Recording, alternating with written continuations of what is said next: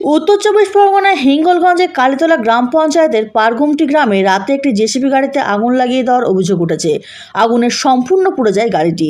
গাড়ির মালিক জয়লাল গাজী জানান, ঋণ নিয়ে কেনা এই গাড়িটি ছিল তার পরিবারের একমাত্র আয়ের উৎস। ঘটনার পর তিনি হেমনগর কোস্টাল থানায় লিখিত অভিযোগ দায়ের করেছেন।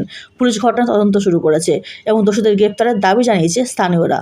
ব্যুরো রিপোর্ট, বাংলার কণ্ঠ।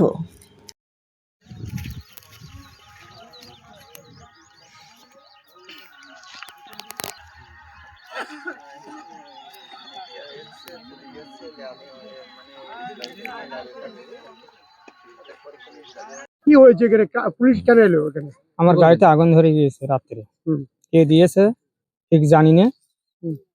20 তারিখে গাড়িটা আমরা 2 ঘন্টা কাজ করি করে আমার ঈদের জন্য গাড়িটা বন্ধ থাকে একদিন।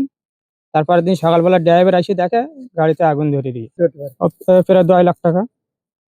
কি করছেন? প্রশাসন কি বললো? প্রশাসন এসে বলেছে, দেখছি আমরা। আপনি কি প্রশাসনে অভিযোগ হ্যাঁ, অভিযোগ জানিয়েছে। সকালবেলাকে ফোন করেছি, তারা এসেছিল। কোন থানায় দেন? কোস্টাল থানা, হেমনগর। তারা কি আশ্বাস দিল? বললো আমরা দেখছি কোনো বিষয়টা। নাম জয়নাল গাজী। ঋণ নিয়ে তিনি ওই জেসিবি কিনেছে, কি বলবেন আপনি? তো দেখুন, আমি সব জানি যে ওনার একটা গাড়ি আছে, ওনার জেসিবি মেশিন, ওনার জুব্বার গাজীর ছেলে, আমাদের সভাপতি বুথ সভাপতি মোবারক ভাইয়ের বাড়ির পাশে এবং আমাদের রিলেটিভ হয়। তো যাক, এসে মর্মান্তিক ঘটনা, এটা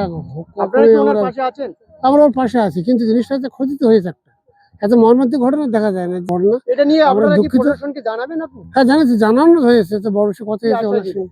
উনি বললেন যে ঠিক আছে, আমি তদন্ত করে দেখছি। আমি বললাম ঠিক আছে, তদন্ত করে জিনিসটা ধরা হোক, যে কে প্রকৃত দোষী। ঠিক আপনার আছে? নাম? আমার নাম শ্যামল মন্ডল, প্রধান, কালীতলা গ্রাম পঞ্চায়েত।